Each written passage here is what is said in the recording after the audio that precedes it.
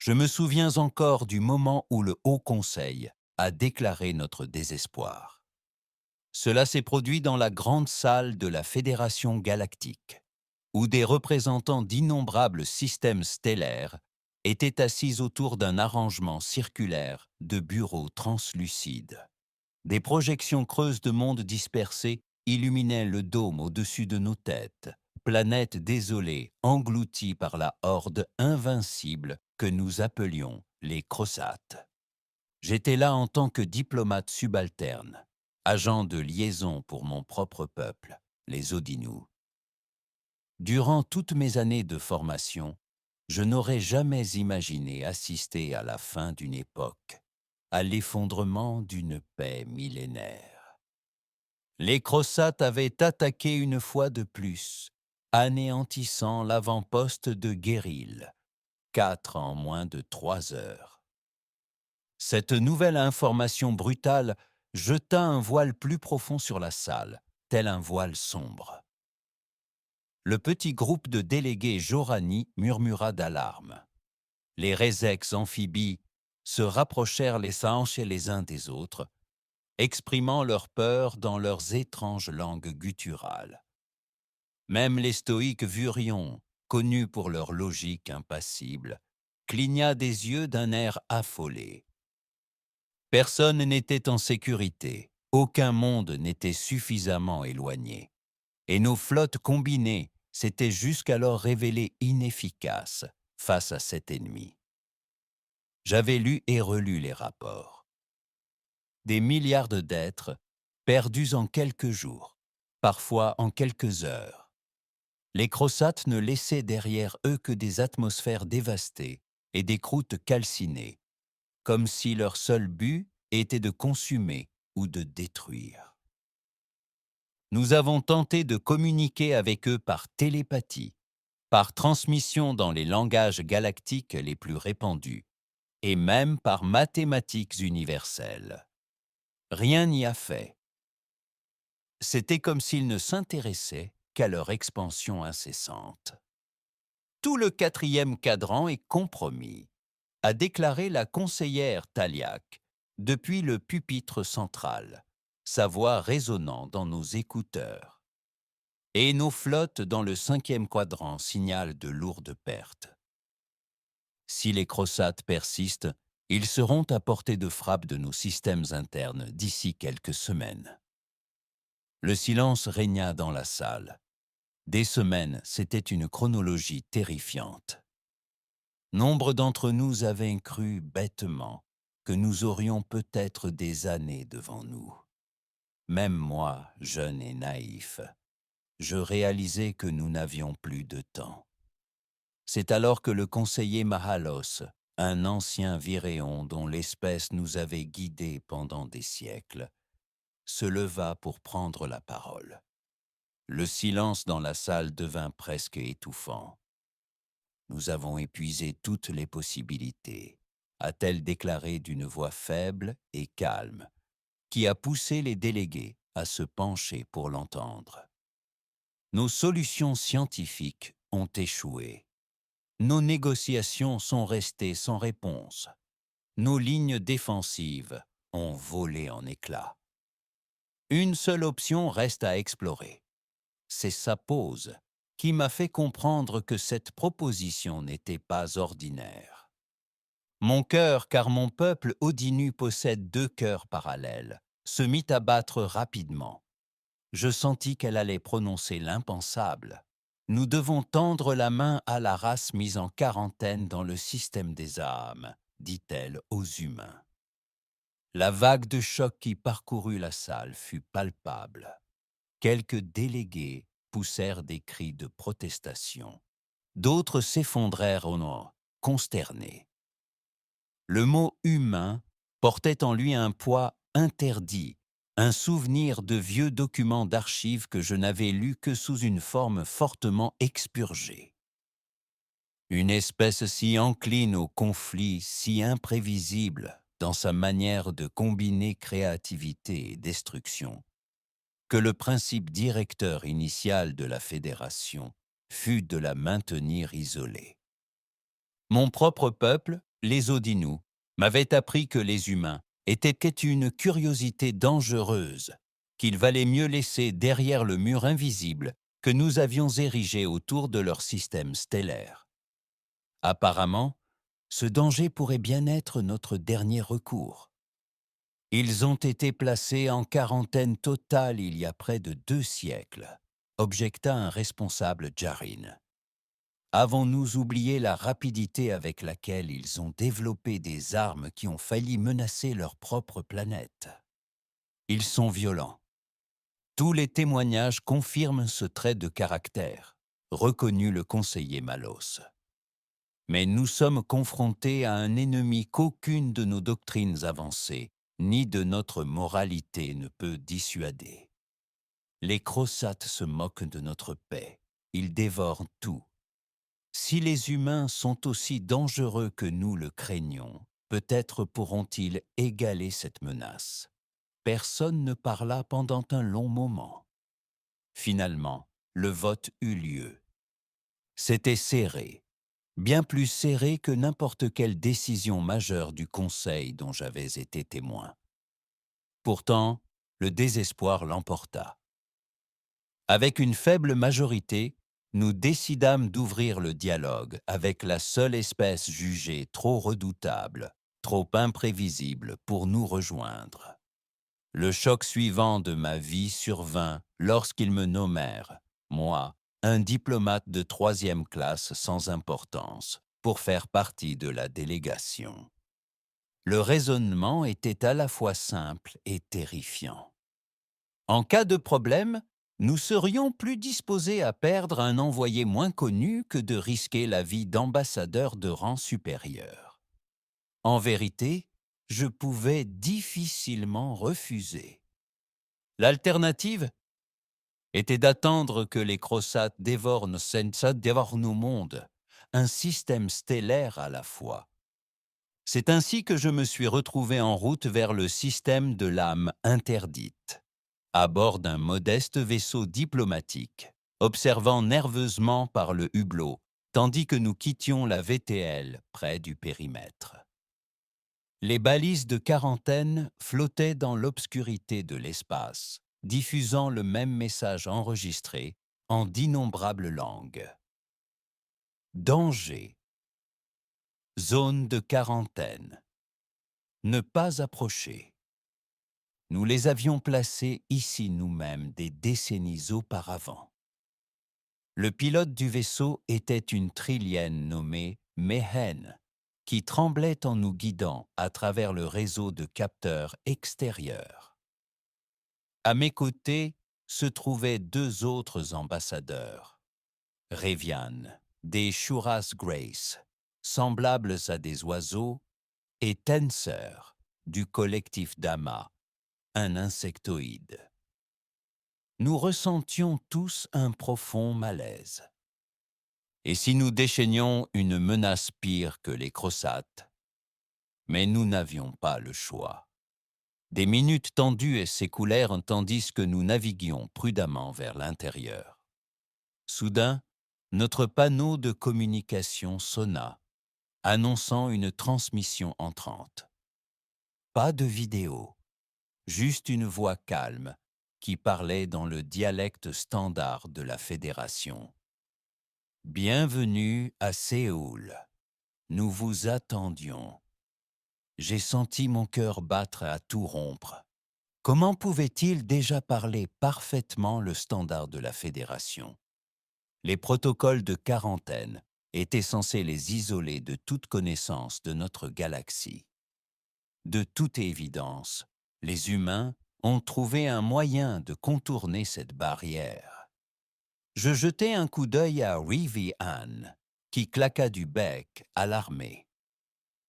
Tensuris mandible claquait softly. La voix se présenta comme étant la directrice du Conseil stratégique de Mars, Samara Linda. Mon esprit tournait. Mars était la 4e planète, si je me souviens bien. Nos rares archives indiquaient que des humains s'étaient peut-être installés sur leur lune ou avaient peut-être construit des stations orbitales. Mais une colonie entière sur Mars, selon la rumeur, serait extrêmement hostile en raison de la sécheresse et du froid. Pourtant, ils étaient là, apparemment prospères. On nous a demandé de suivre une balise de navigation qui s'est affichée sur notre écran, nous menant vers une structure en orbite autour de Mars. La conversation a été brève, mais j'y ai senti une pointe de confiance, presque comme si les humains se préparaient à ce moment précis depuis très longtemps. Notre petit vaisseau s'est amarré à une grande station annulaire, aux revêtements gris et aux insignes lumineux que je n'ai pas reconnus.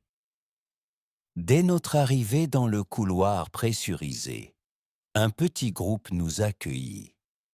Mon interprète capta une multitude de salutations, toutes parfaitement standardisées. La directrice Linda en personne était là, grande silhouette en uniforme gris, les cheveux noirs tirés en arrière en un chignon sévère. Elle nous observa, son regard passant de mon seau de nuit aux membres segmentés de Tenseur et au cuir chevelu emplumé de Révéon, comme si elle avait déjà vu des extraterrestres à maintes reprises. Un humain s'avança avec un scanner, des extraterrestres à maintes reprises. Un humain s'avança avec un scanner, et Tenseur émit un petit cri de surprise, mais la directrice Linda nous assura qu'il s'agissait d'un simple examen médical. Pour prouver sa bonne foi, elle nous a permis de les scanner en retour avec notre propre baguette médicale. C'était surréaliste. C'était censé être le premier contact avec une espèce en quarantaine. Au lieu de cela, nous avions l'impression d'être en retard sur notre époque. On nous a conduits à travers des couloirs immaculés jusqu'à une grande salle de briefing. Les hublots offraient un aperçu de la planète rouge tournant sous nos yeux. Je ne l'avais jamais vue en personne. La désolation de la surface, contrastant avec de subtiles lignes vertes près des régions polaires, me coupa le souffle. Peut-être signe de terraformation. Dans cette station, la technologie était avancée, mais sans éclat. Robuste et efficace, il s'apparente davantage aux avant-postes des patrouilles frontalières de la Fédération. Une fois à l'intérieur, nous avons trouvé une demi-douzaine d'agents humains portant divers uniformes et tenues. L'un d'eux s'appelait la générale Colette Ibanez, qui se tenait avec l'allure d'un soldat bien entraîné. Un autre était le docteur Lucas Bailey, apparemment spécialiste en exobiologie. Deux autres étaient des officiers de la logistique. Tous étaient polis, même si je ne pouvais manquer la curiosité latente dans leurs yeux, tandis qu'ils observaient nos traits non humains. La directrice Linda s'adressa directement à nous. « Bienvenue à la station martienne Aurora. Nous nous doutions que quelqu'un de votre fédération pourrait éventuellement venir, même si nous l'attendions depuis des décennies. Quoi qu'il en soit, nous sommes heureux de votre présence. La question est, pourquoi maintenant ?» Rivian expliqua notre situation avec son accent mélodieux. Les mots semblaient jaillir de sa bouche. L'invasion crossate, les pertes irréversibles, les enjeux catastrophiques pour toutes les civilisations connues. Tansé compléta le récit par des statistiques. Combien de systèmes stellaires avaient été dévorés? La chronologie approximative qu'il nous restait. Elle n'a pas édulcoré le fait que nous étions en train de perdre. Finalement, j'ai parlé du désespoir du Conseil, de la façon dont nous avions été contraints de considérer les humains comme notre dernier espoir. Quand j'ai eu fini, les humains ont échangé des regards oscillants entre une compréhension sombre et une sorte d'anticipation. Cela m'a semblé étrange. La directrice Linda expira doucement. « Alors vous êtes venu nous demander de l'aide ?» dit-elle. Pas vraiment une question. et votre fédération nous a mis en quarantaine, bloqués derrière un blocus, disant à tout le monde que nous étions trop dangereux pour être contactés. C'est exact. Personne ne dit mot. La vérité planait entre nous, mal à l'aise. Puis le docteur Bailey esquissa un sourire ironique. « Eh bien, c'est ironique, dit-il doucement, mais nous aimons les défis. » C'était le premier signe que les humains étaient peut-être moins amers que prévu à propos de la quarantaine. Ou peut-être considéraient-ils simplement cette affaire comme un témoignage de leur propre résilience. Quoi qu'il en soit, ils ont écouté attentivement, posant des questions incisives sur la biologie des CROSAF, leur stratégie de guerre et leurs faiblesses connues. Leur approche directe et ciblée du problème était différente de l'approche plus mesurée et consensuelle, typique des espèces de la Fédération. D'après ce que vous avez décrit, a déclaré le général Ibanez, les CROSAF se comportent comme un esprit semi-ruche, possiblement doté de nœuds locaux. S'ils ne répondent pas aux tentatives de communication, nous pourrions envisager des méthodes moins conventionnelles. Avez-vous essayé d'interférer avec leur lien neuronal? Lien neuronal? Répéta Tenseur via un traducteur. Nous ne comprenons pas vraiment comment ils se coordonnent si efficacement. Nous savons seulement que chaque flotte de guerre se déplace avec une unité effrayante. Ibanez tapota la table de ses doigts gantés. Les humains ont ce don pour l'infiltration. Si nous parvenons à briser le lien de l'intérieur ou à le reprogrammer, nous pourrions saboter toute la flotte. Bien sûr, nous aurons besoin d'échantillons, de matériel biologique, ou au moins de scanners génétiques fiables. Quelque chose dans sa voix m'a à la fois enthousiasmé et terrifié. C'était cette audace humaine, si l'on en croit les rumeurs. Il ne voulait pas simplement maintenir le cap ou tenter des négociations. Ils avaient l'intention de démanteler l'ennemi de l'intérieur. Le docteur Bailey s'était mis à débiter un jargon technique sur les agents rétroviraux ou les phages artificiels, tandis que les officiers logistiques parlaient de récupérer les débris du CROSAF pour les transformer en munitions neuves. Tout cela était si nouveau, si radical, que j'en ai eu le vertige. Avant que nous puissions réagir, une unité de communication a émis un bip. Un message du commandement temporaire de la Fédération. La CROSAF avait avancé de 10 années-lumière supplémentaires en seulement 2 jours. L'avant-poste d'Elysium Ridge était envahi. Nous étions presque à court de temps. C'était apparemment la seule motivation dont les humains avaient besoin. La directrice Linda se leva, l'air résolu. « Général, dit-elle, appelez le Conseil de guerre sur Terre. Nous allons accélérer le déploiement de la flotte d'Exode. Si la Fédération est à bout de souffle, nous ne pouvons pas perdre une seconde. Flotte d'Exode. » Le nom semblait inquiétant, mais je découvris bientôt qu'il faisait référence à un vaste réseau de vaisseaux humains, initialement préparés pour une évacuation d'urgence il y a des siècles, au cas où leur planète deviendrait inhabitable. Au fil du temps, ils l'avaient transformée en une armada polyvalente, mi-flotte coloniale, mi-centrale industrielle, mi-flottille de guerre. Et apparemment, elle était sur le point d'être déployée. Dans les heures qui suivirent, je fus témoin d'une activité intense. Ingénieurs, techniciens de vol et scientifiques humains se coordonnèrent avec une efficacité qui me fit me demander s'ils avaient répété ce scénario pendant des années. Rivian et Tenseur étaient tout aussi stupéfaits. Nous nous attendions à une espèce désordonnée et combative, encline à la désorganisation et aux disputes. Tel était d'ailleurs le stéréotype de la Fédération. Au lieu de cela, ces humains ont fait preuve d'une intensité maîtrisée, canalisant leurs désaccords internes en brainstorming constructif.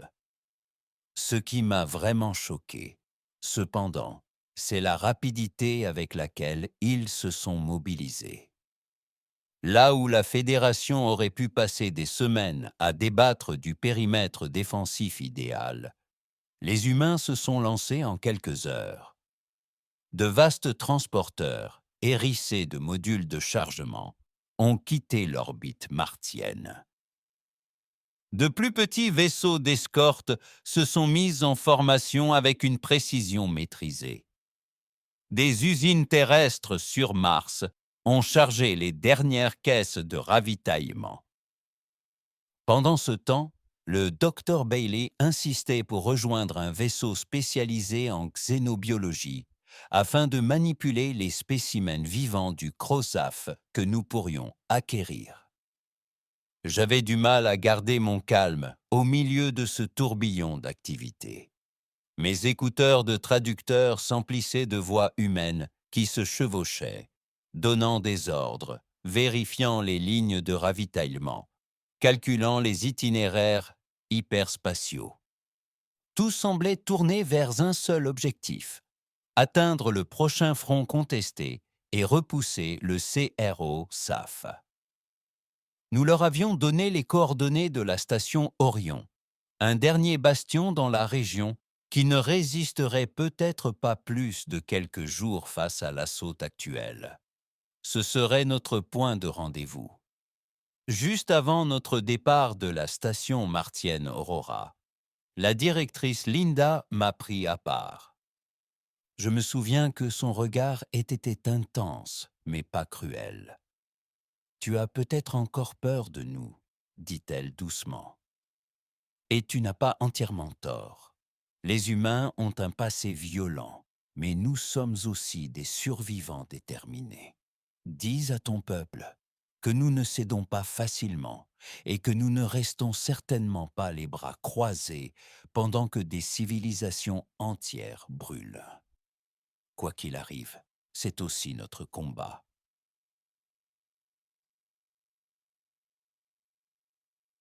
J'avais la langue serrée. Je ne pus que hocher la tête. Elle me lança un léger sourire et me raccompagna jusqu'au quai d'amarrage. Quelques instants plus tard, j'étais à bord d'un des vaisseaux de transport humain en direction de la Terre, où le reste de la flotte Exodus m'attendait. Un nouveau sentiment d'urgence s'était été installé en moi, un étrange mélange d'effroi et d'espoir. Nous sommes arrivés en orbite terrestre moins de 12 heures plus tard, grâce à un courseau FTL défiant les calculs standards de la Fédération. De mon point de vue, à travers le hublot, la Terre était une sphère luxuriante de bleus et de verts, tourbillonnant de nuages blancs, contrastant fortement avec les déserts rouge-brun de Mars. Là-haut, j'ai aperçu des centaines, voire des milliers, de navires à divers stades de préparation. Le docteur Bailey, remarquant mes yeux écarquillés, s'est penché vers moi avec un sourire ironique. « Nous avons passé des décennies à moderniser ces navires, » m'a-t-il expliqué. Certains sont d'anciens navires coloniaux, d'autres sont neufs. Vous verrez des croiseurs lourds et des porte-avions, mais aussi des navires de sauvetage, des navires scientifiques et même des cargos reconvertis. Il nous faudra toutes les ruses possibles pour déjouer les plans du CROSAF. Les heures qui suivirent furent floues. Les dirigeants de la flotte Exodus s'entretinrent avec les agents de liaison de la Fédération, les rares qui avaient osé nous accompagner depuis le Conseil. Mes supérieurs furent stupéfaits de l'insistance des humains pour une action immédiate. Dans la tradition de la Fédération, nous aurions pu convoquer un grand sommet, programmer des débats et peaufiner méticuleusement chaque détail. Les humains tinrent des réunions rapides et décisives. Ils se disputèrent sa station âprement entre eux à propos des lignes de ravitaillement prévues ou de la meilleure approche pour saboter le Crozat, mais ils n'interrompirent jamais le processus de mobilisation. Je me souviens avoir été étrangement impressionné par cette capacité à argumenter en tant que DR. Bailey l'avait formulée. Finalement, toute la flotte sauta en VTL pour la station Orion. La principale différence résidait dans l'utilisation par les humains d'une variante appelée silage chaotique qui manipulait les limites de l'espace-temps d'une manière que la science de la Fédération jugeait hautement instable. Nos propres vaisseaux, à la traîne, tentèrent de suivre le rythme, mais perdirent rapidement du terrain. Pourtant, les humains coordonnèrent chaque micro-saut pour que l'armada entière atteigne un système proche d'Orion en 2 jours standards. Un exploit qui me laisse encore bouche bée. La station Orion était une forteresse délabrée en orbite autour d'une étoile faible, près d'un amas de planètes riches en ressources, et elle était au bord de l'effondrement total lorsque nous avons émergé de la VTL. Les Sem-Crosat avaient brouillé les capteurs avec une masse écrasante de vaisseaux. Ils avaient commencé à bombarder l'anneau extérieur de la station. Les défenseurs fédérés avaient certes été réduites à une fraction de leur nombre initial, se dispersant dans des tentatives désespérées pour tenir un périmètre. Mon cœur se serra devant la désolation de la situation. C'est alors que les humains déployèrent leur stratégie non conventionnelle. Au lieu de former une ligne défensive traditionnelle, ils disséminèrent leurs vaisseaux selon des vecteurs apparemment aléatoires autour de la formation Crozat. Les escadrons fonçaient, lançant des sondes ou lançant des attaques évanouissantes, puis disparaissant dans des rafales de courant. Le chaos semblait total, mais j'en aperçus quelques-uns sur l'écran tactique du holo. Ils collectaient des données sur la réaction des Crozat, cartographiaient leur schéma de déplacement et cherchaient leurs points faibles. Pendant ce temps, une vague de vaisseaux spécialisés, identifiés comme des vaisseaux de sauvetage et de recyclage, se tenaient en retrait, attendant le bon moment. Nos alliés de la Fédération, malmenés, furent d'abord déconcertés, voire effrayés par cette approche désorganisée. Le haut commandant Talatov des Jurani a appelé sur le canal, exigeant que nous formions un périmètre standard. L'amiral Kwan, l'humain responsable de ce groupement tactique, a calmement refusé. Les périmètres ne serviront à rien si ces créatures s'adaptent plus vite que nous, a déclaré l'amiral Kwan. Nous devons les perturber et non les affronter de front. Tenez-vous prêts, commandant, et couvrez nos flancs. Nous nous occuperons du groupe principal. En quelques minutes, les Crozat reconnurent une nouvelle menace et concentrèrent leur feu sur les vaisseaux humains qui filaient. Mais l'imprévisibilité des sauts par sillage rendait quasiment impossible aux Crozat de porter un coup décisif. C'était comme regarder une nuée d'insectes attaquer un prédateur isolé, pour disparaître au moment même où celui-ci tournoyait pour frapper. Puis vint la phase 2. Les vaisseaux récupérés se jetèrent au cœur de la bataille, tissant des filets électromagnétiques qui capturèrent les plus petits vaisseaux Crozat.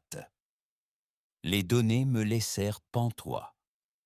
Ces filets perturbèrent la cohésion moléculaire des vaisseaux capturés, les transformant en matière première.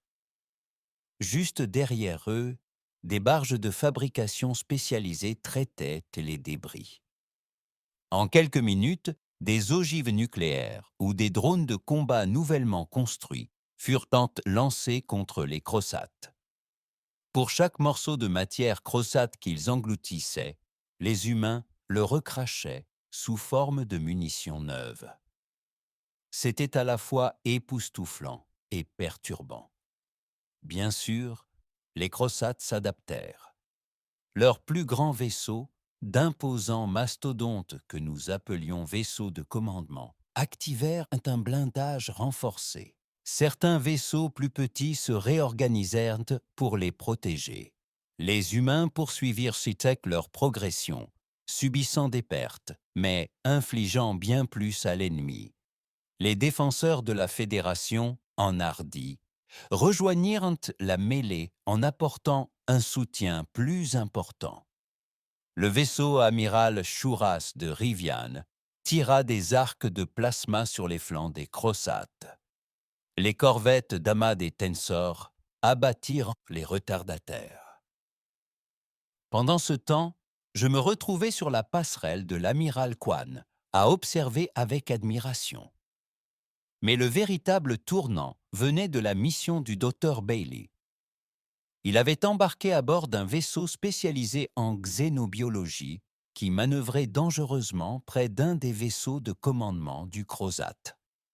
Leur objectif: déployer des disrupteurs viraux liés aux liens biologiques communs du Crozat. Si le Crozat possédait réellement une connexion télépathique ou basée sur la ruche, ces disrupteurs en seraient capables. Brouillez-le, forçant l'essaim à se fragmenter, voire à se retourner contre lui-même. Je me souviens de la tension qui s'était intensifiée sur le pont de commandement à mesure que le vaisseau xénobiologique se rapprochait. Le CRO SAF le bombardait d'énergie, mais les humains l'avaient équipé de champs de déviation avancés et de propulseurs à sillage intégré. Juste au moment où une frappe directe semblait imminente, le vaisseau disparut dans une distorsion tourbillonnante, réapparut sous une autre coordonnée et largua des centaines d'aiguilles furtives chargées de virus génétiquement modifiés. Au début, rien ne sembla se produire. L'essaim Crossas continua de s'écraser sur la station Orion, toujours une masse bouillonnante de vaisseaux fractales. Mais le vaisseau de commandement ralentit alors. Comme incertain, toute la formation hésita. Sur l'écran tactique, nous avons commencé à voir des vaisseaux Crossaf dévier de leur position, voire se tirer dessus dans la confusion. « Ça marche », dit l'amiral Kwan d'un ton sombre. « Mais il faut redoubler d'efforts avant qu'ils ne s'adaptent à nouveau. » Toutes les escadres se sont mobilisées pour la destruction. La flotte humaine a déferlé comme un raz de marée. Tout autour de moi, les capteurs émettaient des bips frénétiques, suivant les changements rapides dans les lignes Crossaf. À chaque minute qui passait, de plus en plus de vaisseaux Crossaf déviaient de leur formation ou entraient en collision. Certains tentaient de se déformer, mais les humains bloquaient leur voie de sortie avec des amortisseurs de sillage perfectionnés. C'était une magistrale démonstration de ruse et de puissance. J'ai remarqué que les vaisseaux de la Fédération, bien que malmenés, suivaient l'exemple des humains, se coordonnant avec plus de cohésion qu'ils n'en avaient jamais eu l'occasion seuls. Mais les Crozates se sont à nouveau adaptés. Un immense vaisseau de commandement, seul. Mais le CRO SAF s'adapta à nouveau. Un vaisseau de commandement massif, presque de la taille d'une petite lune, rugit et déclencha de nouveaux champs d'énergie qui neutralisèrent les perturbateurs viraux. Nous observâmes de nouvelles ondulations dans les SEM. En quelques secondes, le CRO SAF surmonta la confusion et se regroupa autour du vaisseau colossal. DR, la voix frénétique de Bailey, crépitait dans les communications décrivant une résilience génétique inattendue dans une souche de Crossaf. Leur biologie se réécrivait plus vite que prévu. Les humains refusaient d'abandonner le vaisseau amiral de l'amiral Kwan, lança une dernière vague de missiles, chacun intégré avec un code de reprogrammation. De seconde frappe. Selon DR Bailey, ils avaient préparé une éventualité, une version plus agressive d'un perturbateur génétique qui ciblait un niveau plus profond du génome de Crozat. Les missiles filèrent à travers le vide, orientés vers le vaisseau de commandement. Plusieurs furent abattus. D'autres percutèrent le périmètre du bouclier du vaisseau de commandement, se dissolvant en éclairs lumineux. Nous semblâmes au bord de l'échec, jusqu'à ce qu'un dernier missile se glisse par une brèche dans le blindage et perce la coque extérieure. Un silence s'abattit sur la passerelle lorsque les scanners détectèrent que la dernière vague de spores disruptives se déversant dans les nœuds critiques du Crozat-tête. Les secondes s'écoulèrent, toutes plus angoissantes les unes que les autres. Puis, lentement, les capteurs indiquèrent que le vaisseau de commandement, invincible, se retournait contre son propre essaim. Le silence laissa place à un tumulte de choc et d'exultation. À travers le système, de plus petits vaisseaux Crossat perdirent leur cohérence. Certains dérivèrent sans but, d'autres se percutèrent. Une poignée parvint à se détacher et à fuir par le sillage. Mais la majorité fut neutralisée, impuissante ou prise dans une folle frénésie d'autodestruction. La station Orion était en sécurité pour le moment.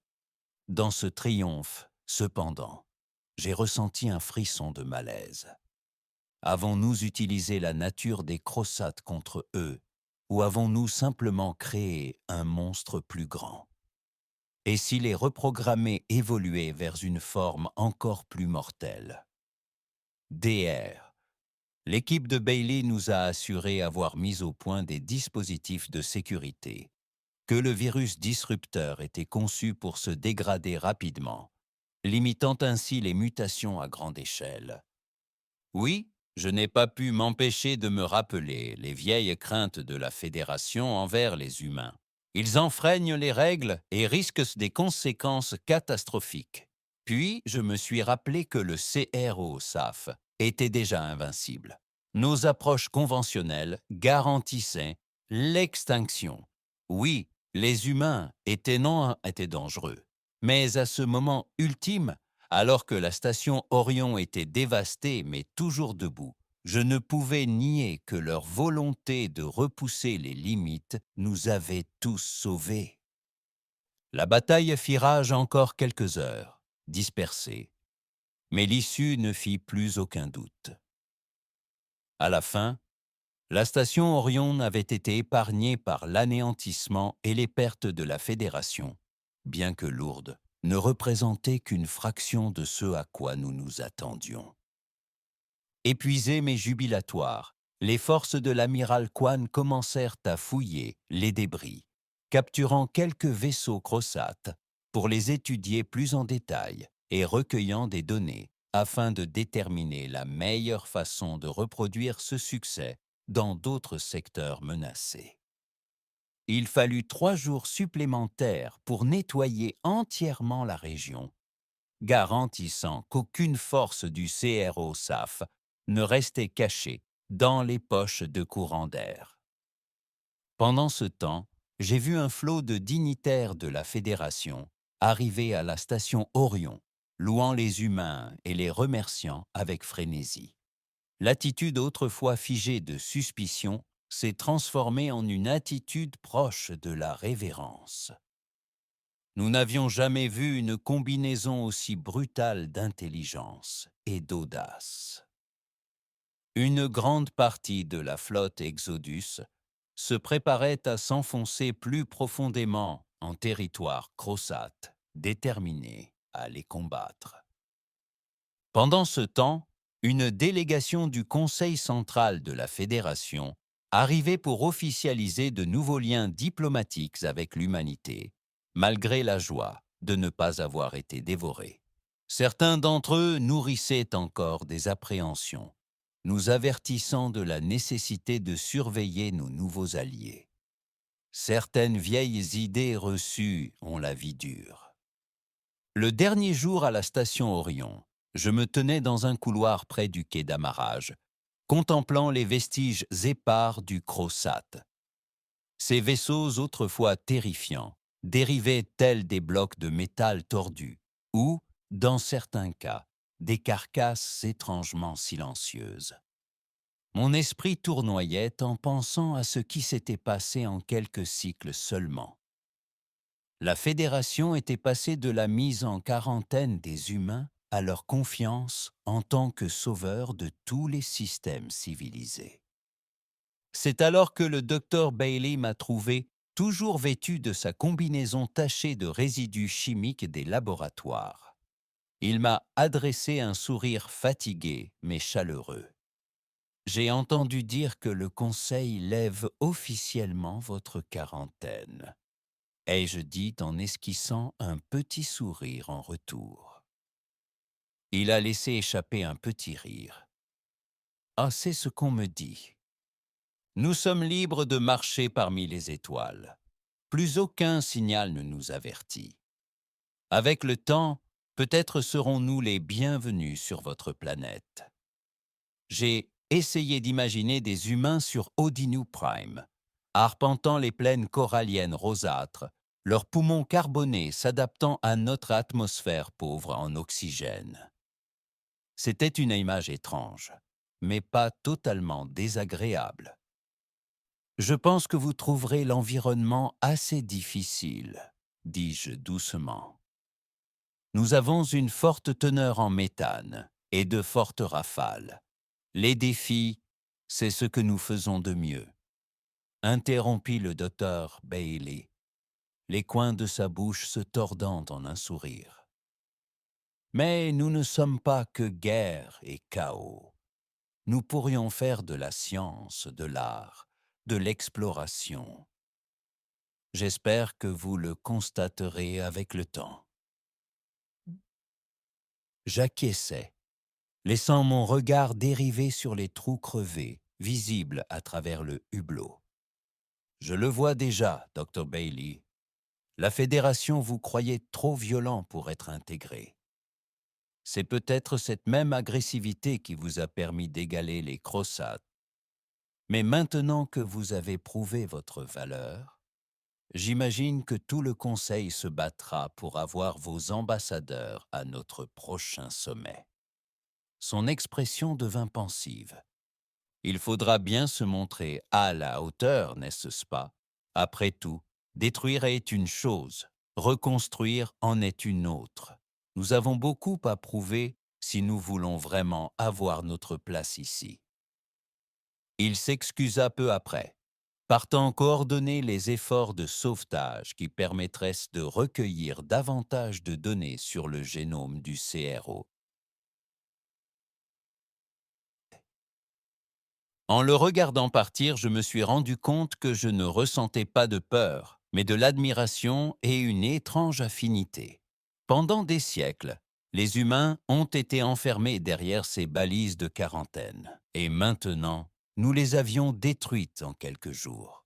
Pour la première fois, j'ai vu de l'espoir dans cette nouvelle alliance, même si elle s'accompagnait de nouvelles incertitudes. Quelques jours plus tard, une cérémonie plus officielle eut lieu dans le grand hall de la station Orion. Le conseiller Mahalos, oui, le même vénérable Vyrien qui avait le premier proposé de contacter les humains, annonça la levée de la quarantaine officielle de la Terre. Les délégués de chaque espèce majeure de la Fédération appuyèrent la motion. Je m'attendais à des applaudissements, mais l'instant était presque solennel, comme si nous reconnaissions tous à quel point nous étions proches de l'extinction. Les humains présents, l'amiral Kwan, DR, Bailey, le général Ibanez et une poignée d'autres, n'exultèrent ni n'applaudirent. Ils hochèrent simplement la tête en signe d'acceptation, conscients que ce n'était que le début d'un voyage bien plus complexe. Nous avions brisé la barrière qui séparait la Fédération de la Terre. Mais surmonter des siècles de méfiance prendrait du temps. Pourtant, l'espoir était là. Lors de son discours, l'amiral Kwan a déclaré « Nous avons mené cette bataille ensemble.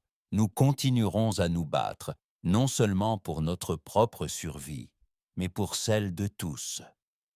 Les Crozates n'ont pas fini, mais nous non plus. Avançons en alliés et non en étrangers. » Je me souviens du silence qui a suivi ces mots. Puis, la conseillère Mahalos inclina la tête. « Vous avez sauvé plus de vies aujourd'hui que vous ne pouvez en compter, amiral. Nous avons envers vous une dette qui transcende les traités et la politique. Assurons-nous que ce qui est né ici, ce nouveau lien, prospère à travers la galaxie. » Le même jour, j'ai été informé que je serais stationné à bord d'un vaisseau humain chargé de poursuivre les Crozates en retraite. La Fédération souhaitait ma présence, en partie comme observateur, mais aussi comme signe de confiance diplomatique. Au début, j'ai ressenti une pointe d'anxiété, vivre parmi les humains à bord d'un de leurs vaisseaux de guerre. Cela impliquait des interactions quotidiennes, un environnement partagé et aucun moyen facile de se retirer en cas de problème.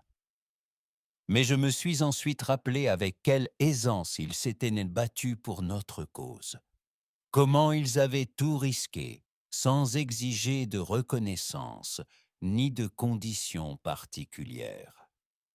Ils étaient peut-être dangereux, mais ils avaient monté prouvé leur fiabilité. Je me retrouvais donc à embarquer mes modestes affaires et à me préparer à embarquer sur le vaisseau Concordia, un cuirassé humain récemment réaménagé, doté d'une technologie de sillage avancée et de systèmes de soutien intégrés de la Fédération. Rivien et Tenseur me rejoindraient, chacun ayant ses propres tâches. Rivien avait été chargé d'analyser la meilleure façon d'intégrer les tactiques de sillage humain aux porteurs Shuras. Tenser était chargé de partager les données collectives du Dhamma sur les schémas de déplacement des Crozates. Une nouvelle ère s'ouvrait sous nos yeux. L'un de mes derniers aperçus de la station Orion fut le mémorial dédié aux morts de la bataille. Malgré le succès, des milliers de personnes étaient nées et mortes. Soldats de la Fédération, équipage humain. Humains, civils pris entre deux feux. Un silence régnait dans ce coin de la station, éclairé par des bougies holographiques vacillantes en mémoire des âmes perdues. La guerre, malgré toutes nos merveilles technologiques, reste une affaire brutale. Les humains semblaient le comprendre profondément, peut-être parce qu'ils avaient mené tant de guerres dans leur passé.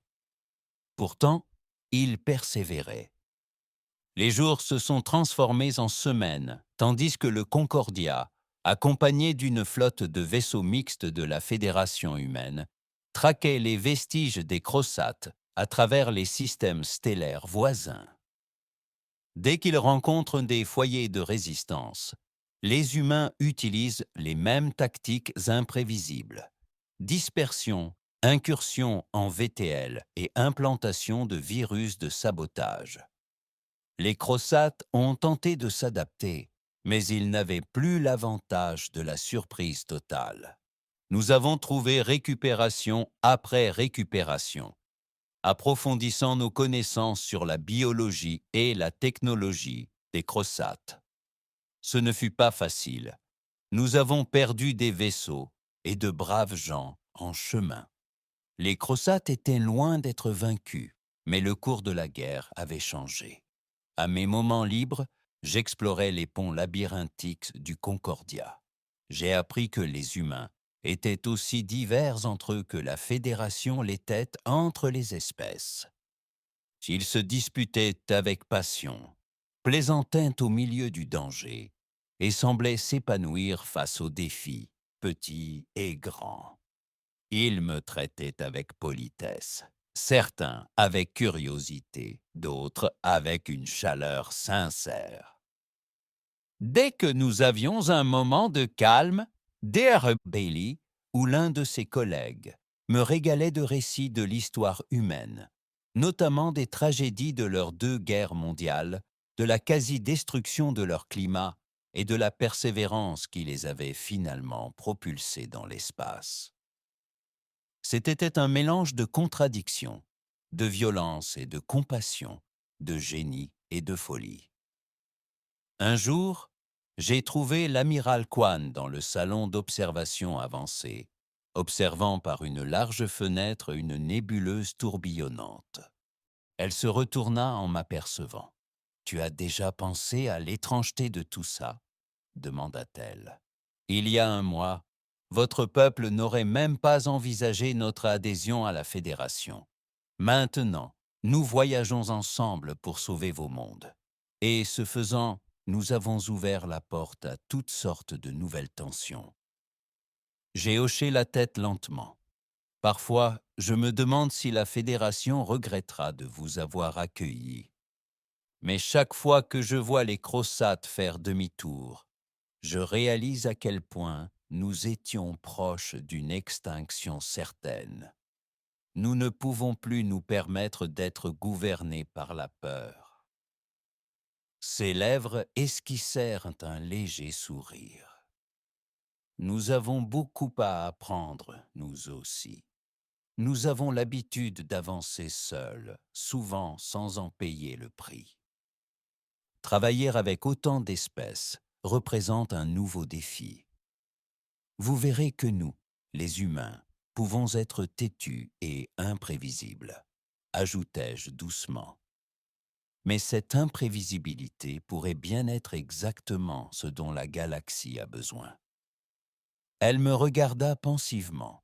Je l'espère, car une fois les Crossates contenus ou détruits, nous devrons tous trouver comment construire une paix durable. Je suppose que cela demandera autant de créativité que de faire la guerre. Je laissai le silence s'installer un instant dans le salon.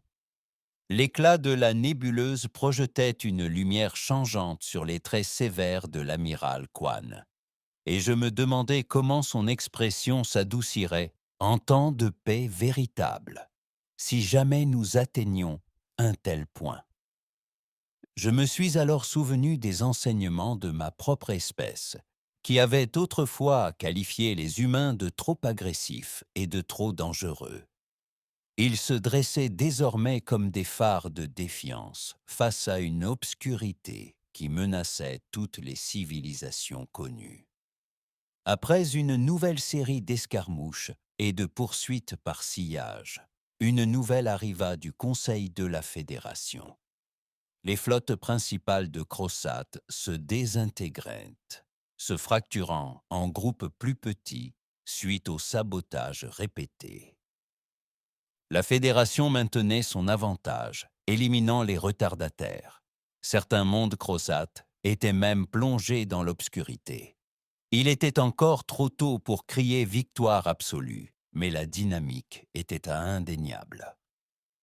De retour à la station Orion, nous avons assisté à une vague de changements.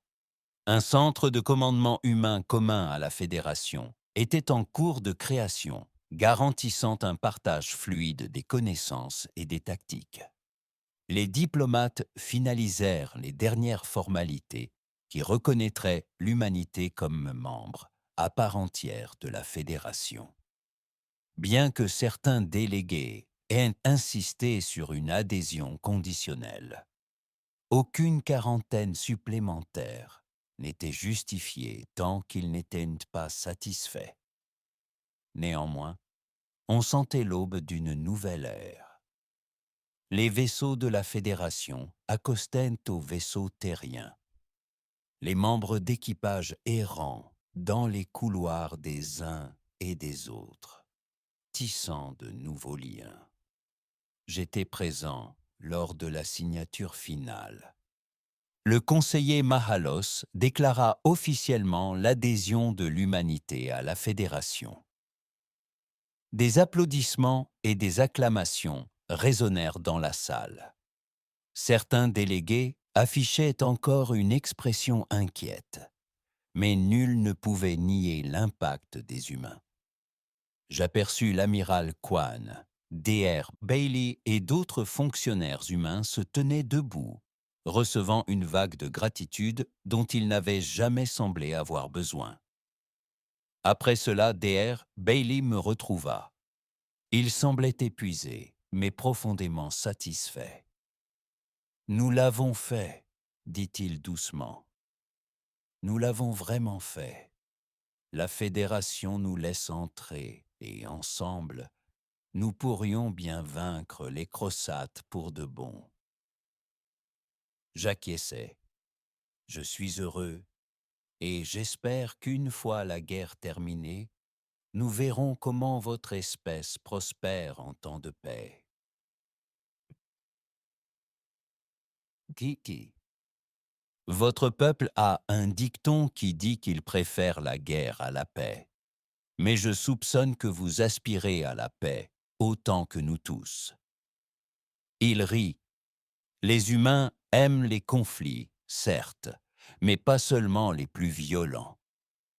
Nous aimons repousser les limites scientifiques, sociales, technologiques. Le conflit peut être salutaire s'il nous ouvre de nouveaux horizons. Mais nous n'apprécions absolument pas la guerre au sens d'un bain de sang insensé. Nous restâmes là, silencieux, à y réfléchir.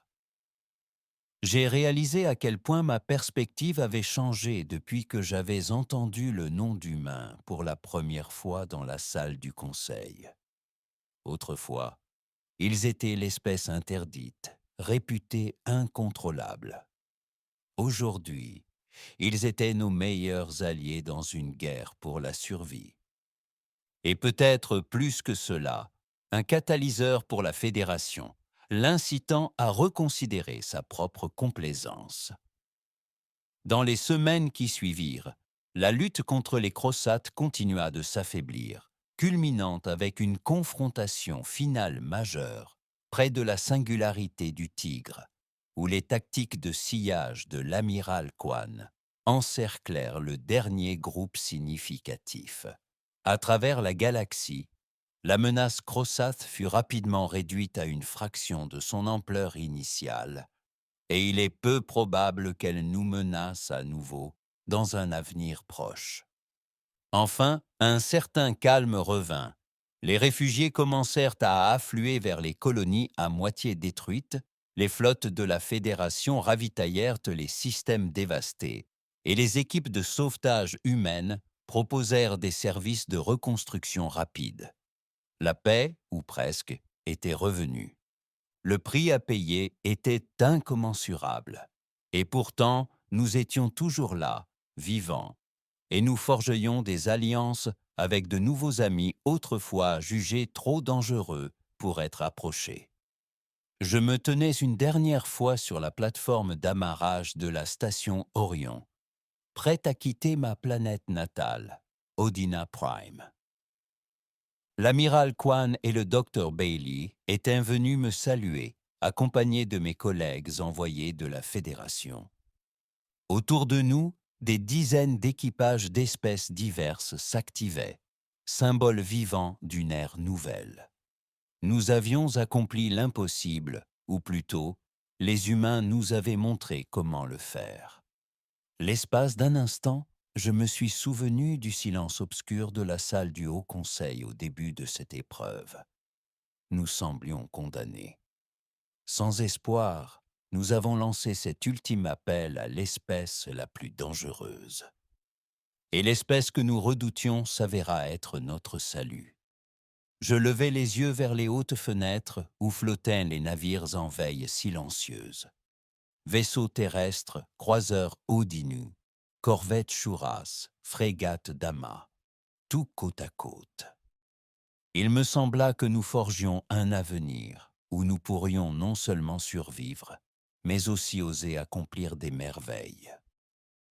Car si les humains nous ont appris quelque chose, c'est que les limites n'existent que jusqu'à ce que quelqu'un décide de les briser. J'ai dit adieu à mes nouveaux amis, à mes nouveaux alliés, et j'ai emporté avec moi la certitude que tout avait changé d'une manière qu'aucune balise de quarantaine ne pourrait jamais rétablir. Une partie de moi ressentait encore cette spirale d'appréhension. Les humains, après tout, sont imprévisibles. Mais c'est peut-être précisément ce dont nous avons besoin dans un univers aussi vaste et périlleux que le nôtre. Une espèce qui refuse l'impossible, qui refuse sa propre extinction, et par conséquent la nôtre. Sur ces mots, je suis monté à bord de la navette diplomatique, flanqué de mes gardes d'Odina. Les moteurs ronronnèrent et les portes se scellèrent. Mon cœur battait non pas d'effroi, mais d'impatience pour le prochain chapitre. Alors que la navette se détachait de la station Orion et s'enfonçait dans le vide étoilé, je tendis le cou pour apercevoir une dernière fois le Concordia, le fier vaisseau qui m'avait transporté dans le chaos. Bientôt, il repartirait pour une nouvelle mission, s'enfonçant plus profondément dans des territoires inexplorés ou contribuant à la reconstruction des mondes brisés. Les humains ne semblaient jamais se contenter de rester inactifs. À cet instant, j'ai senti le poids de la nouvelle relation de la Fédération avec la Terre peser sur mes épaules. Nous allions devoir surmonter des siècles de peur et de préjugés, tout comme les humains allaient devoir réfréner leurs pulsions les plus destructrices. Ce serait un exercice d'équilibre, mais si une alliance pouvait réussir dans ces circonstances extraordinaires, ce serait peut-être celle-ci, née du désespoir, éprouvée par le feu et forgée par une compréhension mutuelle. Je m'autorisai un petit sourire plein d'espoir. Les étoiles s'étendaient à l'infini devant nous, et nous voguions parmi elles avec une détermination renouvelée. Peut-être que la galaxie ne serait plus jamais la même. Peut-être était-ce une bonne chose. Et peut-être, juste peut-être, dans la grande mosaïque des événements cosmiques, était-ce le premier pas vers une unité que nous n'avions jamais osé imaginer. L'espèce autrefois jugée trop dangereuse était devenue notre plus grand allié. Et pour la première fois depuis des éons, je crois que nous pourrions avoir une chance contre elle. Quels que soient les cauchemars qui se cachaient au-delà du prochain amas d'étoiles, après avoir affronté l'anéantissement total et découvert une détermination encore plus irrésistible, les humains l'appelaient espoir.